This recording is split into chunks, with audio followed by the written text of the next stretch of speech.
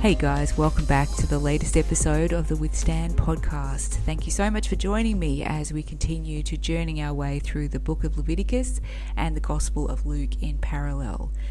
I hope you're doing okay. I know that there's a huge amount going on in the world at the moment, and I know that anxiety in general is just rising, even among us believers, and we have the blessed hope of Jesus' soon return.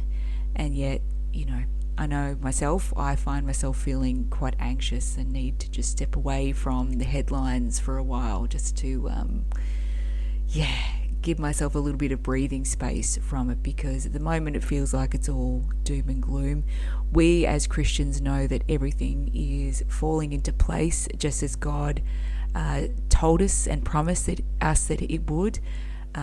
So now is really the time to kind of double down on our faith, I guess. Continue to read through the Word, or at least listen to it on a daily basis if you can. Keep your eyes on Jesus, and also just keep witnessing to those who you love and care for.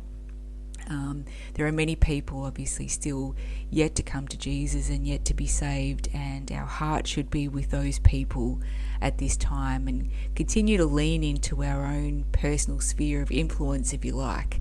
So whether it's just witnessing to people within your own family or extended family, or even just take the opportunity to chat to people wherever you might be. I find it very difficult myself, so I'm saying this just as much to myself as I am to everybody else. But I recognise that the hour is late, and the world is seemingly growing darker by the day. But I'm genuinely excited for Jesus' return. I don't know about you. It could be today, it could be tomorrow, it could be in 100 years. We don't know. And of course, God's timing is always perfect. But in the meantime, we are to be busy about the Lord's business and doing all we can, I guess, to bring people into the tent, so to speak. We don't want anyone we love and care for to perish, that is for sure. Now I'll jump off my soapbox and as we change our focus from Leviticus back to the Gospel of Luke in today's episode, we're in chapter 20, and it's another wonderfully extensive chapter. So we will look at verses 1 through to probably about verse 26 in today's episode, and then we'll follow up with the second half of the chapter in our next episode. So this is chapter 20, Gospel of Luke, and this is God's Word. Now it happened on one of those days, as he taught the people in the temple and preached the gospel, that the chief priests and the scribes, together with the elders, confronted him and spoke to him, saying, "Tell us, by what authority are you doing these things? Or who is he who gave you this authority?" But he answered and said to them, "I also will ask you one thing, and answer me. The baptism of John, was it from heaven or from men?" And they reasoned among themselves, saying, "If we say from heaven, he will say, why then did you not believe him? But if we say from men, all the people will stone us, for they are persuaded that John was a prophet." So they answered that they did not know where it was from. And Jesus said to them, "Neither will I tell you by what authority I do these things." Then he began to tell the people this parable. A certain man planted a vineyard, leased it to vine dressers, and went into a far country for a long time. Now at vintage time he sent a servant to the vine dressers that they might give him some of the fruit of the vineyard. But the vine dressers beat him and sent him away empty-handed. Again he sent another servant, and they beat him also, treated him shamefully, and sent him away empty-handed. And again he sent a third, and they wounded him also and cast him out. Then the owner of the vineyard said, "What shall I do? I will send my beloved son. Probably they will respect him when they see him." But when the vine dressers saw him, they reasoned among themselves, saying, "This is the heir. Come, let us kill him, that the inheritance may be ours." So they cast him out of the vineyard and killed him. Therefore, what will the owner of the vineyard do to them? He will come and destroy those vine dressers and give the vineyard to others. And when they heard it, they said, "Certainly not." Then he looked at them and said, "What then is this that is written? The stone which the builders rejected has become the chief cornerstone. Whoever falls on that stone will be broken, but on whomever it falls it will grind him to powder." And the chief priests and the scribes that very hour sought to lay hands on him, but they feared the people, for they knew he had spoken this parable against them. So they watched him, and sent spies who pretended to be righteous, that they might seize on his words, in order to deliver him to the power and the authority of the governor. Then they asked him, saying, "Teacher, we know that you say and teach rightly, and you do not show personal favoritism, but teach the way of God in truth. Is it lawful for us to pay taxes to Caesar or not?" But he perceived their craftiness and said to them, "Why do you test me? Show me a denarius. Whose image and inscription does it have?" They answered and said, "Caesar's." And he said to them, "Render therefore to Caesar the things that are Caesar's, and to God the things that are God's." But they could not catch him in his words in the presence of the people, and they marvelled at his answer, and kept silent. This is the gospel of the Lord.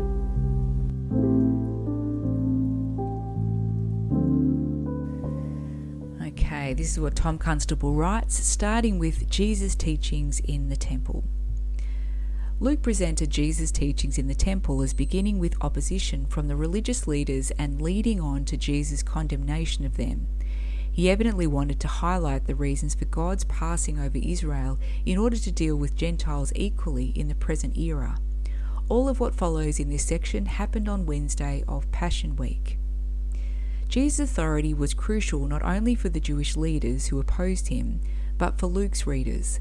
This passage established Jesus' authority beyond reasonable doubt. Luke wishes his readers to understand that Jesus was not engaged in heated controversy all the time, that his main occupation during these last days was preaching the good news, speaking words of grace, there as in Galilee and in Samaria. Luke's reference to Jesus teaching the people and preaching the gospel, as well as the question of his authority to do so, preview the experiences of Peter and Paul. Representative individuals from the chief priests, scribes or lawyers and elders made up the Sanhedrin. Thus their question constituted an official inquiry. During the Hasmonean kingdom, a period of Jewish political independence, Jewish kings served as high priests, even though they were not from the Zadokite priestly line. Herod the Great deposed the Hasmonean leadership and appointed high priests annually, further politicizing the office while largely gutting its power. However, under Roman prefects and procurators, the chief priests, typically from a few select families, regained immense power in temple and foreign affairs. The chief priests were from Jerusalem aristocracy and served on the Sanhedrin, the Jewish governing council. The critic's first question dealt with who Jesus claimed to be, and the second one dealt with whom he represented, himself or some group. Jesus had upset the normal religious atmosphere of the temple, which led the religious leaders to question his authority. Jesus' reply with a counter-question was common in rabbinic discussions. Jesus used heaven as a synonym for God. Luke recorded many instances of this practice. The Jewish leaders had opposed John the Baptist, though the people followed him. Luke alone mentioned the leaders' fear of stoning by the people. Stoning was a penalty for prophesying falsely, among other things. Here the leaders feared that they might suffer the same fate as the false prophets for denying the legitimacy of a true prophet, as in Jesus. Luke therefore hinted that the people who listened to Jesus were the faithful Israelites, and that their leaders who rejected him were worthy of stoning. Luke recorded this leader's confession that they did not know from where John received his authority. This was, of course, a deliberate evasion of Jesus' question. However, their answer condemned them, because as Israel's leaders, they were responsible to evaluate the claims of professing prophets. Jesus used their refusal to answer his question as a reason for not answering theirs, but the implication was clear to everyone. He claimed the same authority as John, namely God. There was ample evidence of divine authority in Jesus' ministry, even though the critics refused to accept it. The parable of the wicked tenant farmers. This parable taught that Israel's religious leaders who had authority were mismanaging their authority. It also affirmed Jesus' authority not just as a prophet, but as God's son. The leaders had expressed fear of death. Jesus now revealed that he would die, but that God would vindicate him. The parable contains further teaching on the subject of proper stewardship as well. It also reveals the almost unbelievable patience of God with Israel. Jesus directed his teachings to the people, who generally responded positively to his instruction. A positive response to revelation resulted in more insight. Those in the crowd who did not believe in Jesus would have found this teaching less illuminating. The owner of the vineyard in the parable represents God. The vineyard is Israel, and the vine growers, or tenant farmers, as Israel's religious leaders. The harvest stands for the inauguration of the earthly kingdom, and the slaves represent the prophets. The produce of the vineyard symbolizes the fruits of righteousness that God hoped to find in his people.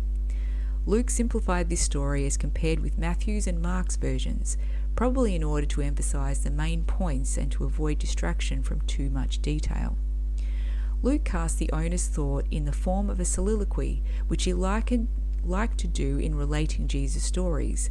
This literary device adds pathos to the story. The term beloved son identifies the owner's son as unique from his viewpoint, but it also identified him as God's son to perceptive listeners, as it does to Luke's readers.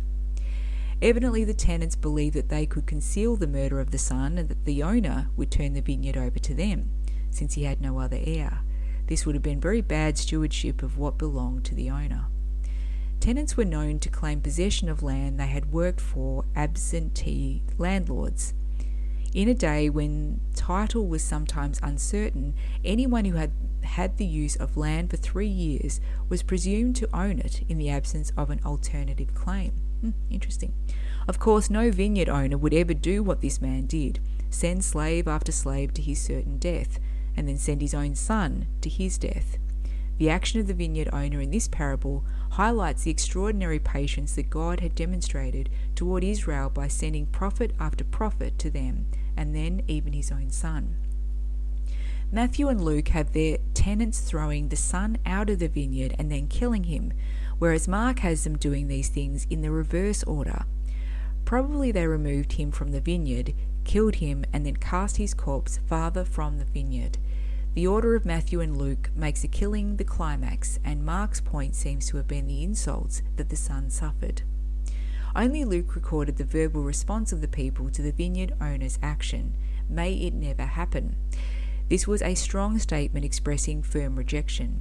They understood that Jesus was predicting that God would condemn Israel's leaders and turn the nation over to other people, probably Gentiles and specifically the Romans.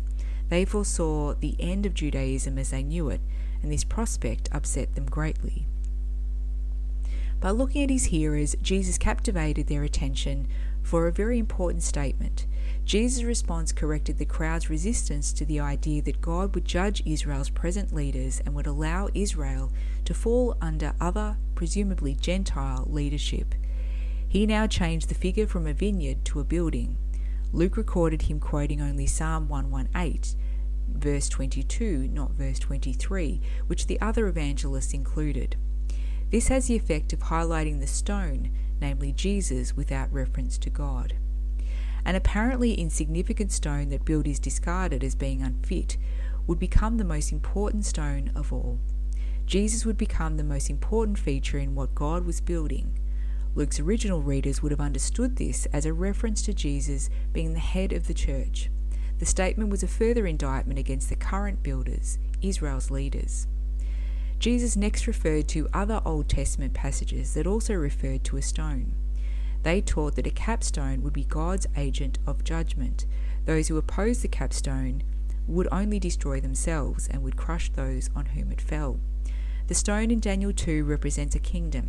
In the exact same way, Jesus, as the King of the kingdom of God, will serve as God's agent of judgment in the future. However, even at that time, Jesus was the stone that would bring judgment on God's enemies. The religious leaders understood Jesus' meaning and wanted to silence him, but they decided not to do anything publicly then because so many of the people whom they feared supported Jesus. The attitude of the leaders to Jesus is exposed as an unwillingness to be accountable to God. Luke next showed how the religious leaders' antagonism was intensifying against Jesus. They made another attempt to discredit him. Luke may have included this incident also because it shows that Jesus did not teach hostility toward the state. The early Christians, like Jesus, suffered because of false accusations that they opposed their government, but this was generally untrue. Luke revealed the motives of Israel's leaders on this occasion more clearly than the other evangelists did. They watched for and made opportunities to trap Jesus. Perhaps Luke obtained this information from those members of the Sanhedrin who believed on Jesus, like Nicodemus and Joseph of Arimathea. The Greek word egathetos, translated spy, means one hired to lie in wait. A private detective or secret agent might be closer to the ancient equivalent than a military spy. These spies gave the appearance of behaving righteously, but their real intent was to get Jesus to say something for which they might accuse him before Pilate, the Roman governor.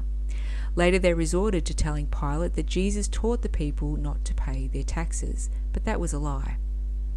The spies' preamble was both flattering and devious. They claimed to accept Jesus' teaching and to desire a clarification of a point of law.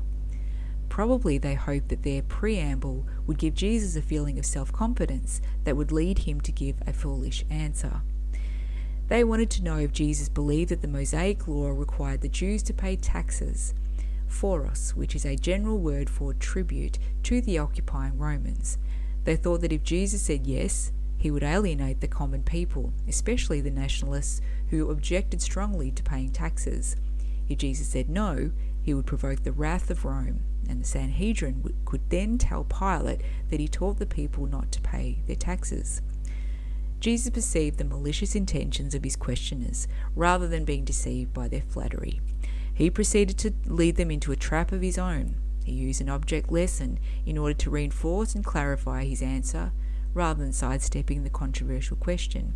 He answered by appealing to principle. The Roman denarius bore the image of Caesar, probably the face of Tiberius at this time. The face of Caesar on the coin suggested that the money ultimately belonged to him and the government that he headed and represented. He had issued it, though of course in another sense it belonged to the person who currently possessed it. The fact that the Jews used Roman money showed that Rome ruled over them. Roman rule involved Rome providing services for them as well as extracting payment for those services from them. Therefore, Rome's demand for taxes was legitimate. Jesus added that his questioners and all the people who bear the image of God should likewise give him what is his due, namely their worship and service. Roman coins also bore inscriptions claiming that the emperor was divine. Jesus repudiated that idea by referring to God as the person to whom people owed their primary allegiance. Jesus was not setting up two parallel and separate realms in which he wanted people to live, namely the political and the spiritual. Rather, he was showing that paying earthly rulers what is their due is only a logical extension of paying the heavenly ruler what is his due. The earthly political sphere lies within the larger spiritual sphere. When political and spiritual responsibilities conflict, we must give precedence to our greater spiritual responsibility. Jesus is not a political revolutionary who rails against Rome, nor is he an ardent nationalist. This text is the closest to a political statement Jesus makes. In many ways, Jesus' handling of this question shows that he is not interested in the political agenda of changing Rome. He is not a zealot. He is more interested that Israel be a people who honour the God they claim to know than being concerned with their relationship to Rome. Jesus' answer in verse 25 has become so commonplace to us that we fail to appreciate the impact that it must have had on those who heard it for the very first time. Jesus' critics could not criticise either his logic or his statement. Wisely, they kept quiet, a fact that only Luke noted. Luke also drew attention to their failure to catch or trap Jesus, which he early identified as their objective. This teaching would have been helpful to Luke's original readers who, as all Christians do, had responsibilities to pagan political authorities as well as to God. And I'll leave a link to these wonderful notes in the show notes for you guys.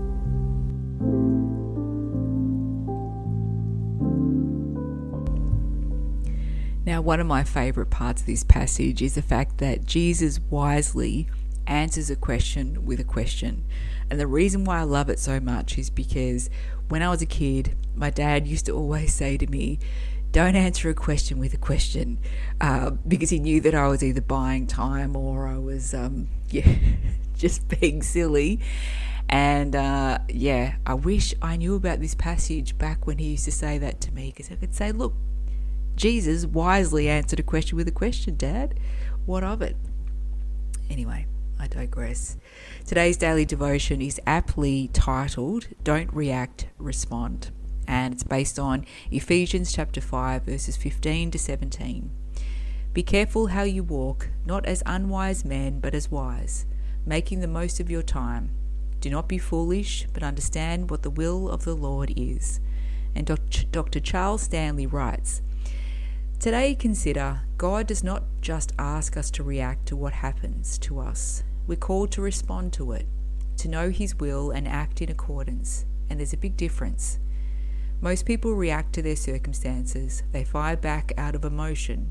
They strike out unthinkingly at others due to the fear or anger they feel welling up without considering the consequences. As a result, their reactions cause deeper problems. This is why God calls us to respond to life by being careful how we walk. We are called to be peacemakers, people who infuse situations with the tranquility of the Lord's love and presence. And this means that whenever anything happens, whether conflict or tragedy, we immediately go to God for wisdom. We allow Him to shape our view of circumstances rather than our emotions. So today, as situations arise, don't just react. Rather, take a moment to pray. Ask God what to do. What is He teaching you, and who does He want you to minister to? Actively look for opportunities to glorify Him. And he prays, Jesus, I want to respond wisely. Help me to walk in your will in every situation. Amen. Well, that brings us to the end of today's episode. Thank you so much for joining me, and I pray for each and every one of you. Take care, God bless, and until next time, Maranatha.